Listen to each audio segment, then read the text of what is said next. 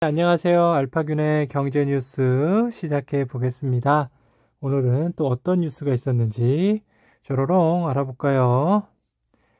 유저 기만 그만! 게임사 향한 불신에 게임 난민 폭증하네요. 네, 확률형 게임에 대해서 요새 난리죠? 자, 확률형 게임의 모습을 갖추기 시작한 거는요, 20년 전부터예요. 게임 접속 무료이되 게임 내에서 유료 아이템을 판매하는 부분 유료화 수익 모델을 2001년 시도한 이유인데요. 이는 수년 후 등장한 확률형 아이템과 맞물려 대폭 시너지를 내게 됩니다. 모두 국내 게임사인 넥슨이 전 세계에서 처음으로 선보인 것들인데요. 넥슨은 2004년 MMORPG 메이플스토리 일본판에 한 장당 100엔짜리 가차폰 티켓이라는 아이템을 선보였고요. 그 원형은 과거 동네 문방구 앞에서 볼 수 있었던 캡슐 뽑기 가차입니다. 티켓을 가차폰 뽑기 자판기에 넣으면 무작위로 아이템이 나오는 방식인데요. 이런 랜덤 방식은 이듬해 국내에서 서비스되는 메이플 스토리에도 부학이라는 형태로 처음 적용됐죠. 우연적 요소로 종류, 효과, 성능 등이 결정되는 확률형 아이템은 부분 유료화 수익 모델과 함께 게임 업계의 지각 변동을 일으켰죠. 넥슨의 급성장과 함께 국내 게임 업계에 확산돼 업계 전체의 수익 상승으로 이어졌습니다. 나아가 글로벌 시장에서도 선전하며 전 세계 게임 업계로 퍼져나갔죠. 확률형 아이템에 대한 피로감과 불신은 국내뿐 아니라 전 세계적으로 커지는 상황이죠. 그 사익성을 규제하려는 움직임도 점점 늘고 있고요. 중국은 랜덤박스의 모든 확률을 공개하는 의무 조항을 2017년 발표하며 전 세계 최초로 규제를 적용했습니다. 벨기에와 네덜란드는 2018년부터 도박으로 분류하고 있으며 영국 의회에서도 규제 적용이 추진되고 있죠. 미국의 경우 몇몇 주에서는 어린이는 구매할 수 없도록 하는 법안을 추진 중입니다. 대우건설 해외 M&A 희망하지만 현실화 가능성 과연 있을까요? 산업은행이 지금 인수한 대우건설이죠. 다시 이제 시장에 내놓아야 될 텐데요. 산업은행 수석 부행장을 역임했던 이대영 KDB 인베스트먼트 대표는 대우건설 경영에 직접 참여하기로 해 M&A 움직임을 가시화했습니다. 이 대표는 대우건설 기타 비상무 이사로 이사회 구성원에 속해 있고요. 이사회에 제출된 의안을 심의할 수 있고 회사 경영에 참여하는 것이 가능합니다. 이 대표는 사는 내 대표 구조조정 전문가라는 평가를 받는데요. 산은과 대우건설 안팎에선 중국 자본의 인수에 대한 경계도 늦추지 않고 있죠. 이 대표는 금호타이어를 중국 더블스타에 매각하는 데 결정적인 역할을 한 인물입니다. 산은 조사 결과 2009년 12월 기준 금호아시아나가 대우건설을 인수하기 위해 차입한 그 자금은 5조 6천억 원에 달하는데요. 금호는 1조 원을 갖고 6조 원이 넘는 가격의 기업을 인수했다가 실패만 남긴 겁니다. 2018년 산은이 대우건설 지분 50.75%를 매각하려던 당시 가격은 1조 6천억 원 수준이죠. 구조조정의 수장 사임, 롯데의 혹독한 군살 빼기입니다. 지난해 4월 출범한 롯데온은 백화점, 마트, 슈퍼, 닷컴, 홈쇼핑, 하이마트, 룹스 등 롯데그룹 7개 계열사를 한데 모은 온라인 쇼핑 통합 플랫폼인데요. 롯데쇼핑이 2018년 이커머스 사업부를 신설한 뒤 3조 원을 투자해 만들었네요. 어서와! 빅테크는 처음이지. 카카오토스, 네이버 채용 조건 어떠길래? 인재 영입에 공격적으로 나서는 핀테크 업체는 올 7월 인터넷 전문은행 출범을 앞둔 인재 영입의 토스인데요. 비바리 퍼브리카. 이 회사는 전 직군 경력자에게 기존 연봉보다 최대 1.5배 많은 연봉을 제시하고 1억 원 스톡옵션 안겨줍니다. 이 같은 토스의 보상 정책은 올 3월 말까지 서류 지원으로 합격한 경력자에 한해 적용되고요. 여기에 연 2회 성과급은 또 별도입니다. 앞서 토스 계열사 토스페이먼츠는 지난해 11월 토스증권은 올 2월 임직원에게 부여하는 1억 원 스톡옵션을 RSU 양도 제한 조건부 주식으로 변경한 바 있죠. 스톡옵션은 임직원에게 회사 주식을 미리 정해진 가격에 살 수 있는 거리를 주는 제도로 매수 후 주가가 매수 가격보다 떨어지면 보상이 사라지는 데 비해 RSU는 회사가 정시한 목표를 충족하면 회사가 사들인 주식을 임직원에게 무상으로 지급하기 때문에 주가가 떨어져도 임직원의 보상은 보장됩니다. 연봉 1.5배는 기본, 은행 경력지 빨아들이는 토스 카카오. 네요. 임금의 보상책으로 활용하는 스탁옵션의 장단점도 분명히 따져봐야 되는데요. 기업이 스톡옵션을 행사하면 근로자는 차익의 6.6에서 46.2%, 퇴직자는 22%를 소득세로 내야 합니다. 차익이 낮다고 당장 행사할 수도 없는데요. 조건마다 다르지만 부여된 지 최소 2년은 지나야 살 권리를 주식으로 바꿀 수 있죠.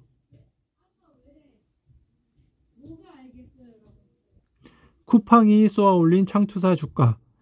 오늘도 쿠팡 관련된 뉴스가 많네요. 네, 그것과 다르게 마켓컬리도 많죠. 온라인 신선식품 판매 배송 기업인 마켓컬리 역시 미국 증시에 상장을 추진한다는 소식이 전해지자 마켓컬리에 지분을 투자한 창투사들의 주가가 일제히 급등했죠. 이날 DSC 인베스트먼트 마켓컬리 지분을 2.4% 보유한 미래에셋 벤처 투자. 마켓컬리는 국내외 증시를 상장을 추진하는 걸로 알려졌고요.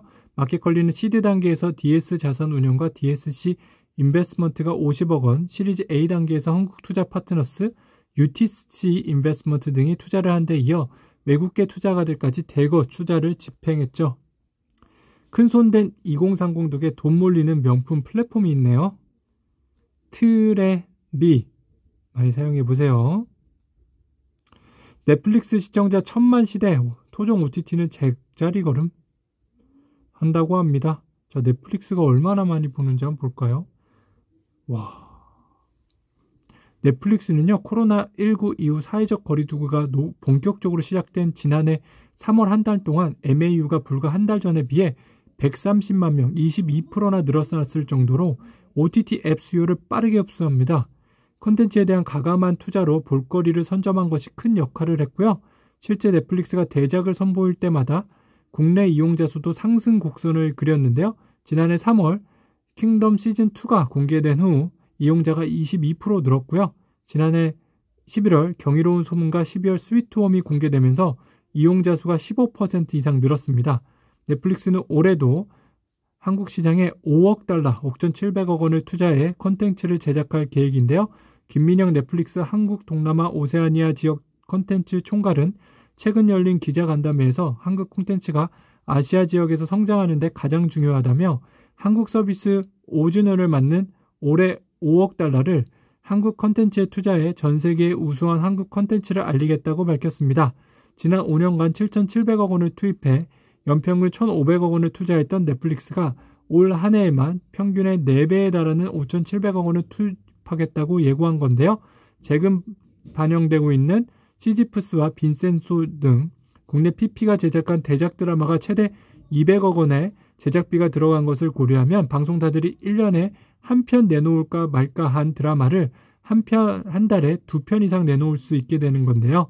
업계 관계자는 회당 100억 원 이상의 작품을 넷플릭스에서 지원받지 않고 자체 제작할 수 있는 방송사, 제작사가 거의 없는 상태라며 이용자들이 넷플릭스에 몰리고 방송사나 제작사는 넷플릭스를 찾아갈 수밖에 없는 상황이 심화되고 있다고 전했습니다. 자, 이게 우리나라만의 현상일까요? 전 세계를 이렇게 넷플릭스가 컨텐츠를 지배하면 어떻게 될까요? 암호화폐 거래 보유하면 벌금 초강수 등 인도네요.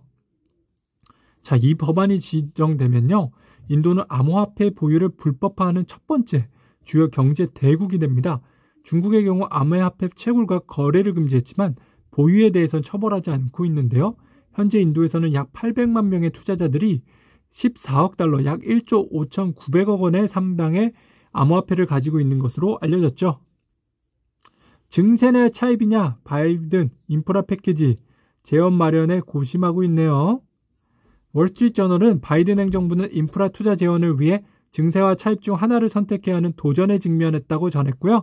민주당에서는 엘리자베스 워런, 버니 샌더스 상원 의원을 주축으로 부유세 신설에 대한 목소리가 나오고 있는데요. 5천만 달러에서 10억 달러 사이의 초부유층과 신탁을 대상으로 가계의 순자산에 연간 2%의 세금을 부과하고 10억 달러 초과 자산에는 추가로 1%의 세율을 매기자는 주장입니다. 와, 이거 세금만 내다가는 다 거덜나겠어요. 아시아 채권 시장, 미국 국채발 충격, 이번엔 덜합니까? 신흥국 경제성장률 전망이 괜찮은 점도 시장의 우려를 줄여주는 쪽으로 작용하고 있습니다. 국제통화기금 IMF에 따르면요. 중국, 인도, 인도네시아, 베트남 등 아시아태평양 신흥 15개국 국내 총생산 GDP 성장률은 올해 8.2%, 내년에는 6%에 이르는 것으로 나타났고요. 이런 요인들 때문에 2013년 때와는 시장이 다를 것이라는 니케이의 분석입니다. 2013년 경우 번 베난키 당시 미 연방준비제도 의장이 양적 완화를 종료하기 위해 자산 매입 축소를 하겠다는 의사를 내비치자 미 국채 가격이 폭락하고 신흥국에서 자본도 빠져나갔죠. 거울아 CFO 몸값은 얼마니? 자, 예를 들어 1,000억 원짜리 회사가 2,000억이 되었다고 칠자. 1,000억 원 가치 증가물의 4%면 40억 원. 이 반만 받아도 연봉의 10배는 거뜬하다. 물론 다니면서 받는 월급과 보너스는 귀찮으니 이야기하지 말자. 이건 수학이 아니고 산수다. 물론 이렇게 반론하는 분도 있다. PE들은 피도 눈물도 없다던데 성과가 안 나오면 바로 잘리지 않나요? 나의 대답은 그렇다. 그런데 요즘은 국내 기업들 임원 수용은 더 긴가? 네, 사모펀드 그래도 성과 나면 잘 나눠주네요. 해볼만 하죠? 도전적인 분들은 한번 해보세요. 송중원 기자입니다. 넷플릭스 피로증? 가입자 수 증가 속도도 확 꺾였죠. 넷플릭스 신규 가입자는 지난해 1분기 1,580만 명을 정점으로 2분기에는 1,010만 명, 3분기에 220만 명으로 뚝 떨어졌어요. 이 같은 감소세엔 강력한 경쟁자의 등장도 영향을 줬는데요. 디즈니 플러스는 더 만달로리안, 완다비전 등 쟁쟁한 오리지널 컨텐츠를 앞세워 2019년 11월 서비스 시작 후 16개월 만에 가입자 수 1억 명을 돌파할 정도로 고속 성장세입니다. 넷플릭스가 1억 명을 돌파하는데 걸린 기간 10년을 대폭 앞당긴 거네요. 와, 디즈니도 대단하네요. 조재길 기자입니다. 글로벌 스탠더드의 중요성. 반면 미국은요. 1994년 일찌감치 차등 의결권을 허용했죠. 쿠팡과 같은 혁신 기업을 끌어들이기 위해서인데요. 쿠팡 지분을 10%밖에 갖지 않은 김범선 이사회 의장이 76%의 절대적 의결권을 확보한 배경입니다. 미 증시 상장으로 오히려 흔들리지 않고 경영에 전념할 수 있게 됐죠. 홍창표 기자네요. 세 가지 키워드로 본 중국 경제. 양회네요. 이번 양회를 크게 세 가지 키워드로 분석해 봅니다. 첫 번째 키워드 얼룩말. 여러분들 얼룩말이 뭡니까? 얼룩말의 기업은 유니콘 기업과 대비되는 개념인데요. 얼룩말은 무리지어 생활하며 연대하는 습성을 지닌 현실성 동물입니다. 흙과 백의 줄누민처럼 이들의 수익을 창출하면서도 사회를 개선하는 두 가지 일을 하죠. 중국으로서는 꼭 필요한 기업이자 키우고 싶은 대상인데요. 중국 정부는 과거 양적 성장 시대에 유니콘 기업 대신 질적 성장 시대에서 얼룩말 기업이 필요하다고 봅니다. 특히 민생과 직결되는 분야에서는 알리바바와 같은 독과점 기업 대신 작지만 강하며 ESG까지 생각하는 기업을 여러 만들어내갔다는 보관이 이번 양회에 표출됐죠. 양적인 성장에 더 이상 매진하지 않겠다는 것은 경제 성장률 목표 6% 이상으로 발표한 데도 알 수 있습니다.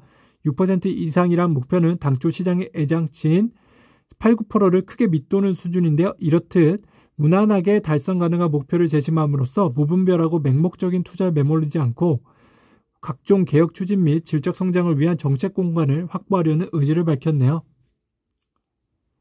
임검순 기자네요. 착한 대리인, 착한 정치인은 없다네요. 한비자의 생각에 착한 대리인은 없다. 애초에 대리인이 착해지길 기대해서는 안 되는 일이다. 주인과 대리인 관계에서 사람의 정신과 마음을 호소하며 대리인들 보고 착해지라고 하는 건 아니다. 어디까지나 대리인이 성실하지 않을 수 없게끔 상황과 조건을 만들어야 할 것이고 그것은 철저히 대리인을 부리는 주인의 몫일 뿐이다. 대리인의 문제가 아니라 주인의 문제라는 것이다. 이한주 기자입니다. 테슬라는 소프트웨어 덩어리다. 테슬라의 사례를 보면 3년 만에 100년의 역사에 자동차 기업을 훨씬 뛰어넘는 약 880조 원의 시가총액을 기록했어요. 이 커다란 가치 격차의 이유는 전기차로 대변되는 에너지 기술의 차이가 아닌 테슬라 자동차 데이터 수집 분석 능력에 있어요. 운전을 하면서 발생하는 주행, 운전자의 습관, 센서 정보 등 각종 데이터가 실시간으로 수집되는데요. 그리고 그 데이터에서 돈이 되는 가치를 뽑아냅니다. 테슬라는 이런 데이터를 자본으로 하는 디지털 테크 기업이죠. 최한종 기자입니다. 규제 완화가 불평등 줄인다. 김지희 교수 루카스상. 김 교수는요. 이론 모형과 미국 소득 자료를 토대로 1980년대 이후 미국에서 불평등이 급격히 심화된 이유를 분석했는데요. 1980년대 소득 불평등 심화는 이미 진입한 기업들의 성장 속도가 증가가 1990년대 이후엔 창조적 혁신의 둔화가 소득 불평등의 주요 원인이라는 게 김 교수의 해석이죠. 전범진 기자네요. 구본주노 핵심 주목받는 LG 상사네요. 자, LX 홀딩스 아래에는요. LG 상사와 LG 하우시스, 실리콘웍스, LG MMA 등 4개월 계열사가 포함되는데요. 증권가에서는 이후 구광모 LG그룹 회장이 자신이 보유한 LX 홀딩스 지분과 구고문이 보유한 LG 지분을 맞교환해 계열 분리를 종료할 것으로 예상하고 있는데요. LG 상사의 주가 급등이 상당 부분 LX 홀딩스의 계열 분리 및 이에 따른 수혜 기대를 기반으로 하고 있기 때문에 분리 절차가 암초를 만나면 주가 변동성이 커질 수 있다는 경고가 있죠. 15일 글로벌 의결권 자문사인 ISS는 LG의 LX 홀딩스 설립 안건에 반대를 권고했어요. 앞서 미국계 행동주의 투자자인 화이트박스 어드바이저도 반대 의사를 밝혔어요. 구 의장은 구고문 등 특수관계자를 포함해 LG지주사 지분 46%를 보유하고 있는데요. 이번 분할 안건은 주촉 참석 주주의 3분의 2 이상 동의를 받아야 하는 주주총회 특별결의 안건에 해당합니다. 김리한 기자네요. 후송 분할에서 100억 투자 유치, 2차전지 소재 사업 속도 내네요. 자, 근데 후송글로벌이라는 회사가요. 후송그룹의 해외 중간지주 회사로 분할돼 오는 4월에 신설돼요. 후송글로벌은 그룹 내 성장 사업인 2차 전지, 전해질 첨가제, 반도체용 에칭각스 등을 생산하는 중국 및 폴란드 소재 자회사들의 지분을 보유하게 되죠. 네, 중간 지주회사를 해외에 설립도 하는군요. 표대걸 애교된 기업들인데 형제 조카의 소액주주의 날 3% 룰이 만든 풍경이라고 합니다. 네, 이 그래프를 잠깐 보시죠. 네, 크게 한번 볼까요? 금요서구화학, 네, 국민연금이 8% 있네요. 한국엔컴퍼니 5% 국민연금 있죠. 한진 감사위원 편입 표대결 국민연금 6% 있네요. 자, 어디서나 국민연금이 큰 역할을 하겠네요. 소액주자 집단 대응도 본격화인데요. 소액주주들이 경영진과 분쟁을 벌이는 사례도 지금 적지 않아요. 사조산업 소액주주연대는요. 법무법인 원앤파트너스와 법률자문 계약을 맺고 사조산업 경영 참여를 공식 선언했죠. 사조산업이 지난 2월 캐슬렉스 CC 서울과 캐슬렉스 CC 제주 합병안을 공시한 것이 발단됐는데요. 합병으로 인해 오너가 소유인 캐슬렉스 제주의 손실을 사조산업으로 전가한다는 이유였는데 소액주주연대가 감사위원 선임을 준비 중이라고 압박하자 사조산업은 지난 8일 이사회를 열고 이 합병안을 철회하기로 했어요. 소액주주연대는 여기서 멈추지 않을 것으로 전망되는데요.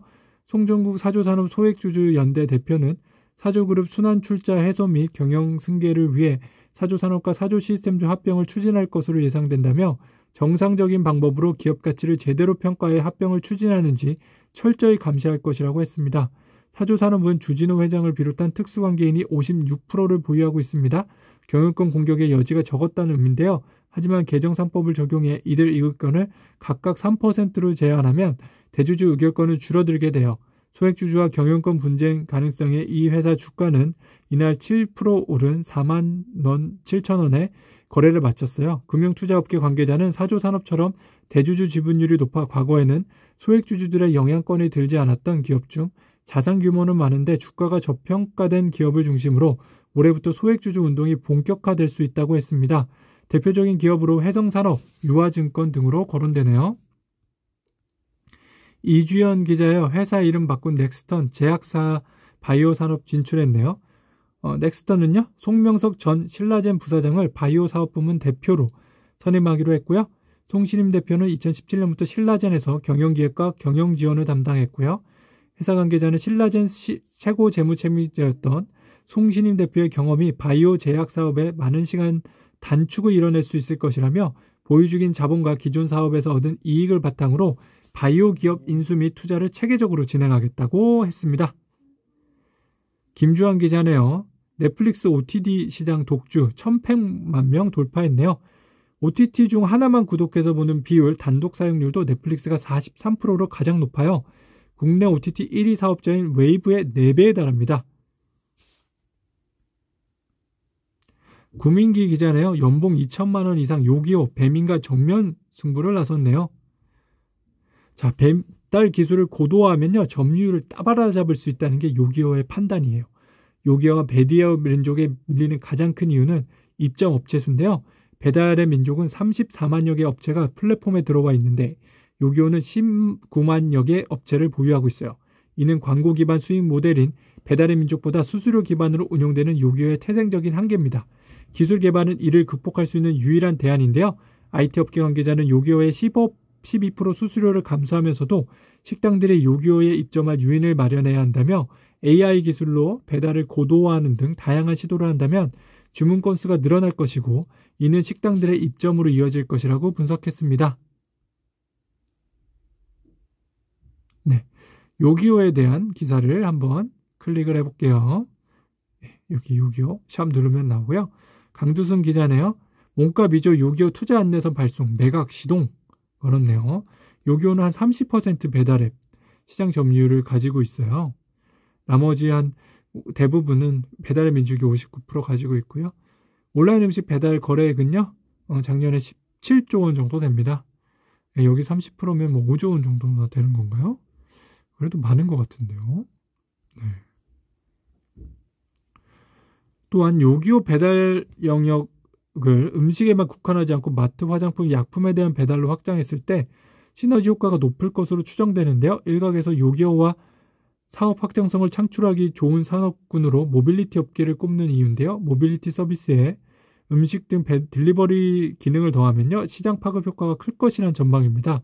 실제로 카카오 모빌리티 주요 주주인 사모펀드 텍사스 퍼시픽 그룹이 인수전 참여를 검토 중인 것으로 알려졌어요. 요기요를 카카오티 플랫폼에 탑재했을 때 발생할 시너지를 효과를 기대하는 건데요. 매각치기 원하는 가격은 2조 원인데 이는 지난해 요기요 매출액의 8배 안팎으로 전해집니다. IB 업계에서는 이번 티저 배포 이후 비밀 유지 약정 NDA를 맺고 투자 설명서 IM을 발송하는 등 일련의 과정을 거치면 4월 이후 예비 입찰을 진행할 수 있을 것으로 봅니다. 예, 인기가 점점 많아져요. 이진욱 기자네요. 네, 이건 예전에 했던 기사니까요. 넘어가고요. 이수빈 기자네요. 삼성, LG 가정 판매 경쟁에서 관리 경쟁, 예, 구독 경쟁이라고도 할 수 있죠. 가전 품질이 상향 평준화돼서 업체들이 관리 서비스에 힘을 준다고 하는데요. 가전이 잘 고장나지 않아 구매 주기가 길어지고 있기 때문입니다. 소영구 숙명여대 경영학과 교수는 가정업체들이 판매 이후에도 수익을 창출할 수 있는 애프터마켓을 넓히고 있는 것이라며 1억 원짜리 TV, 2천만 원짜리 냉장고를 판매하면서 프리미엄 서비스를 제공해 소비자에게 가격을 납득시키는 효과도 있다고 하네요. 박종서 기자예요. 실적악화 롯데 손보 사령탑 교체하네요. 자, 이 내정자는 연세대를 졸업하고 미국 시큐러스 대학에서 경영학 석사 MBA를 땄고요. 미국 레거스대 법학대학을 졸업한 JD 미국 변호사네요. 2003년 알리안츠 생명에 입사해 2014년 대표이사 사장으로 3년간 회사를 이끌었고요. 롯데손풀은 알리안츠에서 보내신 리더십을 바탕으로 경쟁력이 있는 보험 서비스와 디지털 전략 혁신을 통해 롯데손보의 도약을 이끌 것이라고 합니다. 기대가 되네요. SBI 저축은행 질주, 그 이후엔 CEO 투톱이 있네요. 자, 모회사인 SBI 홀딩스에도 SBI 저축은행의 위상이 크게 올라간다는 관측이에요. SBI 홀딩스 전체 자산이 67조 원인데 이 중 11조 원을 SBI 저축은행이 차지하고 있습니다. SBI 홀딩스는 SBI 저축은행의 성과에 고무돼 한국에 대한 추가 투자를 준비하고 있어요. 올해 여름까지 스타트업 투자를 전담하는 SBI 캐피털을 설립할 계획이고요. 벤처 투자를 담당하는 SBI 인베스트먼트 코리아와 함께 국내 유망 기업 발굴에 나설 전망입니다. 노경목 기자예요. 고액 체납자 뒤졌더니 비트코인 39억 우르르 나왔네요. 고액 체납자들은 다양한 방식으로 세금을 체납하고 암호화폐를 은닉한 것으로 조사됐는데요. B씨는 경기도 소재 부동산에 48억 원을 판 뒤 매도옥의 일부를 암호화폐로 숨겨 양도소득세 12억 원을 내지 않았어요. C씨는 부친 사망으로 상속받은 금융자산 17억 원 중 5억 원을 암호화폐로 은닉해 2억 원의 상속세를 탈루했죠. 농산물 전자상 거래 업체를 운영하며 수익금의 대부분인 14억 원을 암호화폐에 투자해 세금 6억 원을 내지 않은 사례도 있어요. 국세청은 앞으로도 암호화폐 등을 통한 재산 은닉과 세금 탈루를 조사한다는 계획이고요. 내년부터는 암호화폐 매매에 따른 수익에도 세금이 부과되는 만큼 관련 조사를 더욱 체계화하기로 했습니다. 이고은 기자입니다. 옐렌 인플레 관리 가능하다고 했네요. 옐렌 장관은요, 코로나19로 하락했던 일본 물가가 상승할 수 있겠지만 일시적인 움직임으로 본다며 1970년대처럼 높은 인플레이션이 발생할 것이라고 생각하지 않는다고 했죠. 또 미국 연방정부에 쌓인 대규모 재정 적자의 위험성에 대해서는 현재는 이자가 감당 가능하지만 장기적으로 적자 규모를 관리해야 한다고 강조했고요. 그는 코로나19를 극복한다면 내년에는 완전 고용에 근접하고 경기 부양책이 실업률 하락에 기여할 것으로 내다봤습니다. 강현우 기자네요. 코로나 이전 수준 넘었다. 중국 생산 소비 투자 후끈 좋아진다고 합니다. 안정락 기자인데요. 스트라이프 써보신 분은 아십니까? 2016년 설립됐고요. CEO는 패트릭 콜린스, 본사는 샌프란시스코, 주요 사업은 모바일 결제 솔루션, 직원 수 2,500명가량, 기업 가치가 950억 달러입니다. 네, 굉장하죠. 108조. 국팡이랑 비슷하네요. 스트라이프는요, 결제 규모나 매출을 정확히 공개하진 않는데 파이낸셜 타임즈는 스트라이프가 경쟁사인 유럽 핀테크 회사 아디엔보다 결제 규모가 더 크다고 전했고요. 아디엔은 지난해 3,036억 유로, 412조 원 규모의 결제를 처리했으며 시가총액은 600억 유로에 달한다고 합니다. 유창재 기자네요. 주식형 펀드로 기술주 장기 보유하라. 월가 투자 전설의 조언이네요. 세계 최대 고위험 고수익 채권 전문 의원사인 오크트리 캐피털 공동 창업자이자 회장인데요. 오크트리 캐피털이 운영하는 자산 규모는 작년 말 기준으로 1,480억 달러, 약 168조 원에 달하고요. 그가 시장에 대한 시각과 투자 전략을 담아 발표하는 메모는 워렌 버크셔 해드웨이 회장도 반드시 읽는 것으로 잘 알려졌죠. 하워드 마커스 회장 저서인 투자에 대한 생각, The Most Important Thing, 투자와 마켓 사이클의 법칙, Mastering the Market Cycle, 역시 투자업계의 필독서라고 합니다. 차등 의결권 논란. 자, 차등 의결권, 특정 주식에 대해 다른 주식들에 비해 더 많은 수의 의결권을 부여하는 제도입니다. 페이스북, 구글 등 상당수의 해외 기업, 특히 최근 들어서 IT 기업들을 중심으로 창업주나 그 가족들이 차등 의결권을 통해 기업에 대한 지배권을 확보하고 있죠. 하지만 해외에서는요, 차등 의결권에 대한 기관 투자자들과 정책 당국을 중심으로 반대 목소리가 커지고 있어요. 스테이트 스트리트는 SEC가 차등 의결권을 전면 금지할 걸 촉구했고요. 국제 의결권 전문사 ISS, 블랙록 역시 강력한 반대 입장을 견지하고 있는데요. S&P 다우존스 향후 S&P 1500 지수에 차등 의결권 보유 기업을 배제할 것을 발표했죠. 유현석 기자입니다. 코스닥 입상하는 자이언트 스텝 VF 기술로 메타버스 시장을 노린다고 하는데요. 자이언트 스텝이 성장할 것으로 예상되는 메타버스 산업에 대해 리얼타임 엔진 기술력과 비주얼 크리에이티브 융합에 대비해 나갈 계획이고요. 특히 버추얼 캐릭터, 아티스트, 셀럽 등을 현실에 증강시켜 실시간 생방송으로 실제 사람과 버추얼 휴먼이 대화하고 함께 움직이는 컨텐츠를 설보일 계획입니다. 강경근 NH투자증권 연구원은요, 자이언트 스텝은 다양한 리얼타임 컨텐츠 제작화 기술 및 장비 운영 노하우를 보유하고 있다며 향후 빅테크 엔터사 등의 추가 지분 투자 및 합작 법인 설립을 통한 리얼타임 컨텐츠 확대가 기대된다고 설명했네요.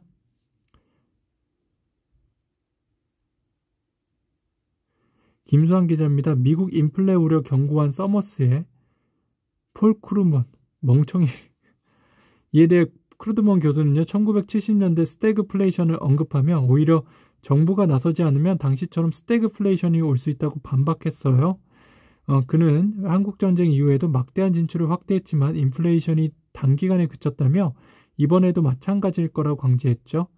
지출 규모가 막대한 것은 맞지만 경기 과열 가능성은 낮다는 겁니다.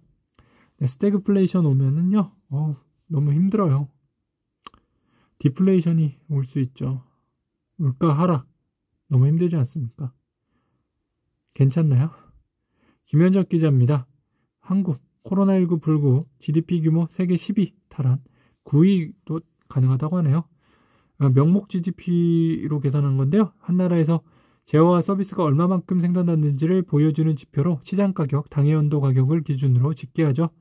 이번 데이터는 OECD 전망, 기준 성장률 실적과 디플레이터, 환율을 활용해 추산한 겁니다. 이민우 기자입니다. 예, 토스증권 이번에 이렇게 출범했죠. 네, 재밌네요. 토스증권. 모바일에 익숙한 2030 세대에게 처음 주식을 투자를 접하는 창구로 자리매김한다는 전략으로 풀이되고요. 나아가 주식 투자 열기가 뜨거운 만큼 토스 애플리케이션 앱 고객 1,800명을 모두 토스증권에 안착시키겠다는 포석이고요. 토스 앱 이용자 1,800만 중 2030 세대가 1,000만 명가량이지만 이외 세대에도 800만 명에 달합니다. 김유리 기자네요. 이베이 코리아 누구 품에 서로 다른 속내 내일 윤곽나네요. 현 시점에서 가장 적극적인 곳은요. 신세계 그룹이죠. 인수자문사를 선정, 투자 설명서 검토에 나선 신세계는 예비 입찰을 통해 기업가치 조정 검증 과정을 거칠 것으로 보이고요. 통합 온라인몰 쓱닷컴 오픈마켓 지출을 준비했던 신세계는 이베이 인수로 단숨에 몸집을 키우게 됩니다. 지난해 쓱닷컴 거래액 3조 9천억 원 규모인데요. 업계에선 신세계가 어퍼너니 에퀴티 파트너스, 블루런 벤처스 등과 손잡을 가능성도 점치고 있고요. 이들은 2019년 쓱닷컴에 7천억 원을 투자하며 신세계의 파트너십을 맺었고요. 내년까지 3천억 원을 추가 투자할 계획입니다. 김태현 기자네요. 쿠팡 베팅한 소프트뱅크처럼 야놀자 크라프톤 투자사 상한가 내네요. 자, 상투사 투자에는 그래도 주의가 필요합니다. 지분 투자를 하는 창투사 특성상 상장으로 인한 수익도 그만큼 제한될 수밖에 없어요. 지분율을 살펴야 하는데요. 아주아이비와 TS 인베스트먼트의 경우 크라프톤 주유주주 5% 이상 지분율의 이름을 올리지 못하고 있어요. DSC 인베스트먼트 역시 컬리의 주유주주는 아닙니다. 이동우 기자네요. 예. 요기요 내용인데요. 아울러 매각에 앞선 몸값 높이기의 일환으로 해석되기도 하죠. 업계에서는 코로나19 이후 배달 시장이 급팽장했지만 배민의 여전한 경쟁력에 라이더 관리 부담, 업계 3위 쿠팡이츠의 급상세 등의 요기요 인수 매력이 떨어졌다는 시각이 적지 않은데요. 요기요의 매각 시한은 오는 8월 4일로 인수자를 찾지 못할 경우 기한을 6개월 연장할 수 있습니다. 요기요가 요새 개발자 유치전에 많이 나서면서 이제 인력들에 대해서 연봉을 2천만 원까지도 올리고 있나 봐요. 애초에 2조 원으로 평가됐던 요기요 가치는 1조 원 안팎으로 떨어졌어요. 이에 개발 인력을 확충해 가치 상승을 노리려는 것 아니냐는 관측인데요. 물론 시장에 매물로 나온 기업이 대규모 투자를 감행하는 경우는 일반적이진 않아요. 특히 인력 채용은 고정 비용이기 때문에 추후 인수자의 부담으로 작용하기도 합니다. 김건우 기자네요. 집수리 중개 플랫폼 수공 후속 투자 유치 성공했습니다. 축하드립니다. 전혜영 기자네요. 실적 부진 롯데 손보 수장 교체 통할까? 네, 아까 교체하는 건 한꺼번에 알려드렸는데요. 대규모 자산 운영 손실로 2년 연속 당기 순이익 적자 냈고요. 그 여파로 신용등급 전방도 내려갔어요. 롯데 손보는 지난해 208억 영업 손실, 166억 원의 당기 순손실을 냈고요. 지난해 3분기 말 RBC 비율은 169.4%입니다. 금융권 한강계전은 최사장의 시험에 구조조정과 비용 효율화 등을 진행했다며 차기 사장이 기업 가치를 올려 엑시트 투자자금 회수를 추진하게 될 것이라고 말했습니다. 김은영 기자입니다. 장보는 엄지족 잡아라. 치열해지는 신선식품 배송 경쟁이네요. 신선식품 분야가 상대적으로 약하다는 평가를 받아온 네이버는요. 지난해 온라인 장보기 서비스를 했네요. 자, 많이 써보세요. 네이버에서요. 온라인 장보기 한번 쳐보시고 잘 이용해 보시기 바랍니다. 윤세미 기자입니다. 미국은 가만히 있는데 신흥국도 울며 금리 인상 카드 만지작 하는 이유가 뭡니까? 자, 전문가들은요. 아시아 신흥국들은 지난해 외환 보유액이 8년 만에 최대로 증가해서 외부 충격에 상대적으로 잘 견딜 수 있는 상황이지만 브라질, 남아공, 터키, 케냐, 티지니 등은 훨씬 취약할 수 있다고 지적했어요. 국제금융협회 세르지 라나우 이코노미스트는 지난주 보고서에서 금리 인상으로 신흥국 재정 여력은 크게 줄어들 것이고 고속 성장하는 아시아 신흥국만이 재정 적자에도 불구하고 부채를 안정시킬 수 있을 것이라고 말했습니다. 송정열 기자입니다. 로켓 배송에도 월 2회 의무 휴업을 이마트와 비교해서 뭐 불공정하다고 생각하시는 것 같은데요.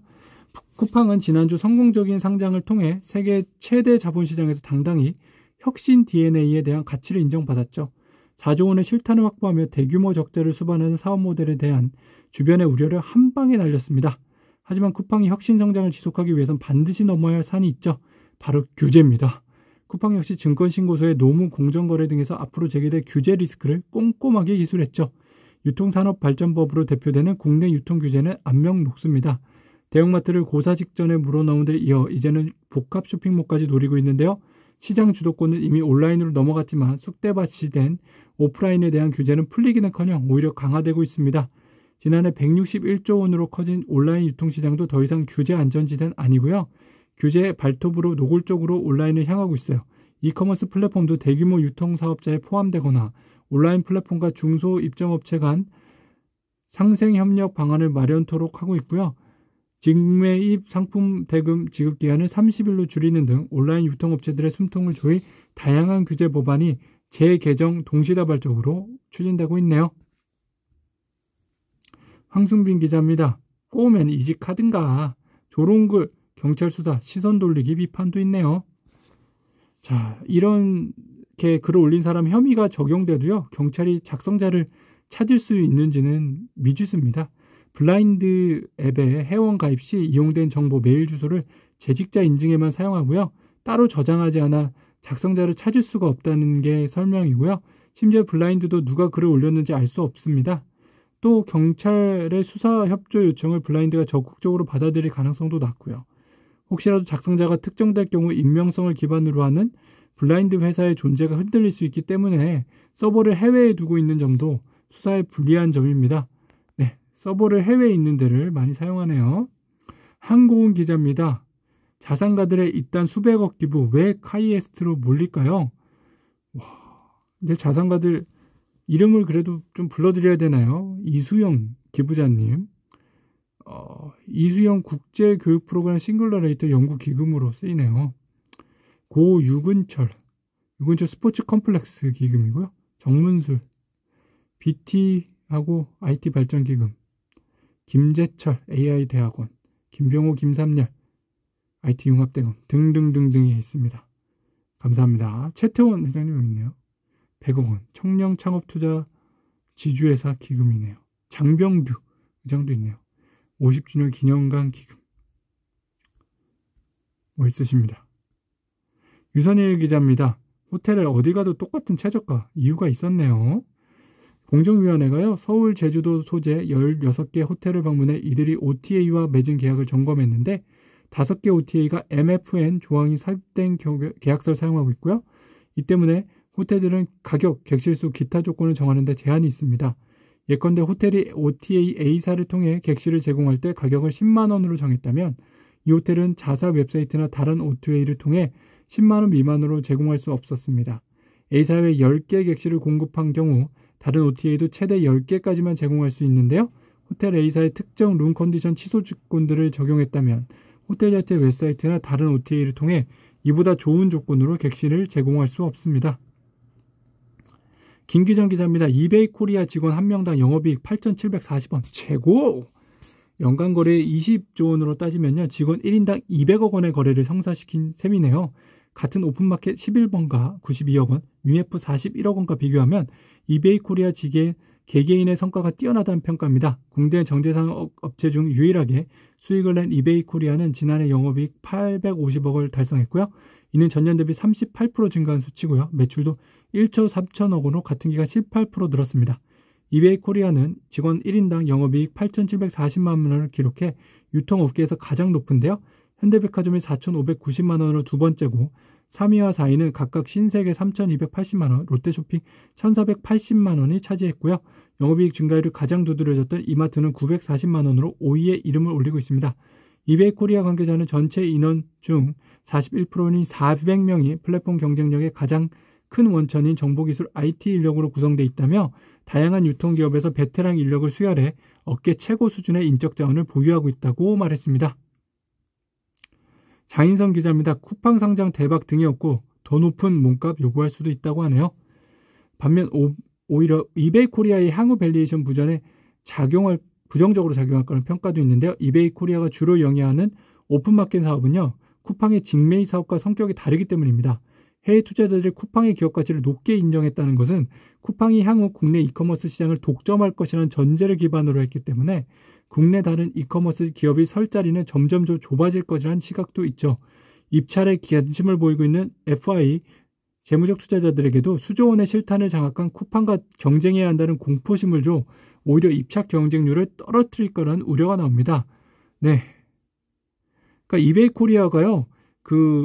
쿠팡이 높은 밸류에이션을 받았기 때문에 자기도 높게 받아야 된다고 주장하면요. 오히려 역효과가 된다는 거예요. 쿠팡이 높은 밸류에이션을 받은 이유는 이베이 코리아가 망할 거라는 전제를 깔고 받았다고 하는 거죠. 이명신 기자입니다. SKT 이베이 코리아 품면 1위로 네이버 쿠팡과 이커머스 삼국지네요. 최근 SK텔레콤이 11번가의 기업 공개를 염두에 두고 공격적인 성장 전략을 펼치고 있는 것도 이베이 코리아 인수전 참여 가능성을 높이는 요소입니다. 지난해 11월 글로벌 최대 이커머스 플랫폼인 아마존과의 협력 발표가 대표적인데요. 양사의 역량을 합해 협력하면 새로운 유로 멤버십 출시를 예고했습니다. SK텔레콤의 T 멤버십이나 자사 디지털 컨텐츠와 아마존의 유로 멤버십인 아마존 프라임을 일부 연계한 구독 서비스를 내놓을 가능성도 높고요. 아마존과의 협업에 앞서 11번가는 국내 이커머스와 적극적인 제휴를 맺으며 서비스 사각지대를 없애왔습니다. 지난 1월 쓱닷컴과 제휴를 맡고 11번가 오늘 장보기에 새벽 배송을 입점시키며 오픈마켓의 최대 약점으로 꼽히는 신선식품 1일 배송 서비스 가능돼 있었죠. 이달부터 GS 프레시몰의 새벽 배송 서비스도 추가했고요. 이런 관점에서도 이베이 코리아 인수는 매력적입니다. 현재 이베이 코리아는 국내 물류업계 1위 업체 CJ 대한통운과 손잡고 주문 물량 일부를 자체 서비스인 스마일 배송으로 처리하고 있습니다. 이베이 코리아를 품에 안으면 그간 11번가의 저가의 동침을 불사하며 강화해온 배송 역량을 한 번에 키울 수 있는 셈인데요. 다만 5조 원이라는 가격이 관건이 될 전망입니다. SK텔레콤 관계자는 이베이 코리아 몸값이 비싸져 가격을 놓고 고심 중이라고 설명했네요. 김재관 기자입니다. 머스크 테슬라 테크노킹 된다. 네, CEO 이름이 테크노킹이에요. 테슬라는 15일 미 증권거래위원회에 제출한 서류에서 2021년 3월 15일부터 일론 머스크, 자크 커크온의 타이틀이 새로 각각 테슬라의 테크노킹, 코인마스터로 변경됐다. 두 사람은 기존 CEO, CFO 직함을 그대로 유지한 채 새로운 직함을 얻었다고 테슬라는 밝혔고요. 테슬라가 왜 이처럼 독특한 직책을 새로 만들었는지 밝혀지지 않고 있습니다. 김혜순 기자네요. 채권금리 오르는데 주담대는 왜 떨어지지? 네, 주택담보대출 받으신 분들은 좋죠. 이렇게 금리가 떨어지고 있어요. 근데 국고채 5년 금리는 오르고 있네요. 국고채 5년 금리 2%를 넘어갔네요. 코픽스 금리 0.8%로 내려갔네요. 반면 만기 3년 채권 금리는 가파른 상승에서 보이고 있죠. 지난 2월 말 1.02%였던 국내 3년물 금리는요. 15일 1.238%에 마감하면서 0.2%포인트 상승했고요. 국고채 3년물 금리는 2월 말 1.449%에서 5일 1.621%로 0.172%포인트 상승했고요. 국고채 10년물 금리는 1.96%에서 2.152%로 0.192%포인트 올랐습니다. 업계에서는 장기채 금리 상승이 결국 단기채 금리에 영향을 줘 대출 금리를 끌어올릴 것으로 보고 있습니다. 신수영 기자네요. 반찬서 간식 변신한 어묵 이제 배달도 돼요. 삼진식품 삼진어묵 통합 매출액 641억 원에서 759억 원으로 쫙쫙 올라가고요. 최근 5년간 주요 제품 판매량도 어묵에서 많이 올라갔네요. 많이 높네요. 올라간 게 아니고 1000만 개의 어묵을 팔았다니 엄청나네요. 그리고 여긴 전문 경영인이 하고 있어요. 지난 1954년 목도시장 복례시장에서 현재 복례시장이죠. 삼진 어묵 가공소로 출발한 삼진식품은 3대인 박용준 현 삼진인터내셔널 삼진식품 해외사업 자회사 대표가 2018년 가업을 승계 3대째 어묵 사업을 하고 있고요. 오너인 박 대표는 신사업 해외사업에 집중하기 위해 삼진식품을 2019년 전문 경영인 체제로 전환 황장한 대표에게 처경 경영자 역할을 맡겼네요. 화이팅! 김효혜 기자입니다. 할리스 커피 떼고 라이프스타일 브랜드로 변신한다고 합니다. 네, 할리스 커피가 최근 KG 이너시스의 인수된 걸로 알고 있는데요. 할리스는 BI 변경을 기점으로 단순한 커피 전문점이 아닌 라이프스타일 브랜드로 자리매김하겠다는 목표를 전했죠. 우선 2025년까지 직가맹점 합산 5천억 원대 매출, 1000개 매장, 3,000명 직원에 도달하겠다는 계획인데요. 2020년 말 기준 할리스 직가맹점 합산 매출은 약 2천억 원이고 587개 매장, 1,700명의 직원이 있습니다. 김규식 기자는 52일 만에 연기금 순매수하네요. 연기금이 순매수로 전환하면서 코스피가 개걸음을 멈추고 다시 반등할 수 있을지 주목되고요. 연기금은 국내 주식 비중을 제한하고 있기 때문에 그동안 국내 주식을 꾸준히 팔았는데 만약 다시 순유입으로 전환한다면 상승 동력을 작용할 수 있을 것으로 기대됩니다. 특히 미국 장기금리 지표로 활용하는 10년물 국채금리가 지난 12일 1.64%를 기록했지만 최근 상승세가 점차 둔화되면서 안정을 되찾는 분위기로 감지되고 있고요. 16일에서 17일 열리는 연방 공개시장위원회 FOMC를 앞두고 관망 심리가 확산되고 있는 것도 한몫하고 있죠. 이영민 대신증권 투자전략팀장은 이번 주 FOMC 회의를 앞두고요. 지수가 보합등권에서 등락을 반복했다며 미국채 10년물 금리가 1.6%를 넘었음에도 상승 속도가 다소 둔화되고 있고 금리 레벨의 점차 적응력을 높여가고 있는 것으로 보이며 FOMC 회의에 대한 기대감도 일부 반영됐을 가능성도 존재한다고 말했습니다. 강인성 기자는 쿠팡 마켓컬리 미국 가는데 네오 이문텍 국내 상장 이유가 뭡니까? 자, 상장을 유지하는 데 들어가는 비용도 큰 요인 중에 하나입니다. 또 다른 네오 이문텍 관계자는요. 나스닥은 상장률을 유지하는 데만 1년에 수백억씩 비용이 들어간다는 점도 부담으로 작용했다고 설명했고요. 기업과 법률적인 소송을 제기하는 일이 잦은 미국 시장에서 다양한 특허를 사들이거나 활용해야 하는 바이오 기업들이 느끼는 압박감이 더욱 심했을 것이라는 시각도 있습니다. 정용택 기자입니다. 금리 상승에도 미국 증시 매력적인 이유 있나요? 자, 또 하나 주시해야 할 변화는요. 미국 실질금리 움직임인데요. 연준의 국채 매입이 증가하면 명목금리는 상승세를 멈추거나 소폭 하락할 가능성이 높은데요. 그런데 물가 연동 국채 매입이 약화되면 물가 연동 국채 채권 금리는 반등하고 이 두 금리의 차이인 기대 인플레이션 BEI에 하락할 겁니다. 명목금리가 정차되거나 하락하는 시점에 실질금리는 오르는 건데요. 실질금리의 상승은 곧 미 달러화 강세와 본격화됨을 의미하고요. 필자가 지금의 조정 국면에도 불구하고 향후 미국 주식시장의 매력을 더욱 주목하는 이유입니다. 재단 관련 소식인데 태광그룹 일주학습문화재단 대학생 162명에 10억 장학금 주네요. 해외 대학원 박사과정에 입학하는 학생들에게 4년간 1인당 12만 달러를 지원하는 사업이죠. 김동식 기자입니다. 똑똑한 한국 청년들과 기업들 아부다비 드림에 도전하세요. 중동에 있나 봐요. 아부다비. 특히 미래 산업을 이끌어가는 학생을 위한 프로그램이 눈에 띕니다. 박사학위 소지자 또는 뛰어난 과학 역량을 보유한 고등학생, 대학생 등은 칼라파 대학에서 학업 경력을 쌓을 기회가 마련되죠. 칼라파 대학은 전 세계 대학 평가 기관 중 하나인 더 타임스 하이어 에듀케이션이 2019년 1월 선정한 세계 신흥대학 순위 13위에 올렸습니다. 전문기술 배양을 위해 학생들은 최초 인공지능 전문대학원인 모하메드 빈 자이드 AI 대학에서 관련 지식을 습득하고 코딩학교에서 42 아부다비 코딩 기술을 합숙할 수 있어요. 뉴욕대 아부다비 캠퍼스와 소르본대 아부다비 캠퍼스 등 교육기관에서 견문을 넓힐 수도 있죠. 뭔가 대단한 건 같네요. 잘은 모르겠어요. 이세아 기자입니다. 유동성 호흡기 서서히 떼야 할 때. 호흡기를 하면 너무 어려워요. 무서워요. 어느덧 코로나19가 터진 지 1년이 지났는데요. 코로나19 확산세는 여전히 잡히지 않았지만 한국도 백신 접종을 서두르고 있죠. 경기가 회복되는 시기가 오면서 이제 공급 한도는 어떻게 회수할지가 관건인데요. 유동성에 기대에 버텨온 중소기업과 자영업자를 중심으로 이미 부실 지우가 커져 우려됩니다.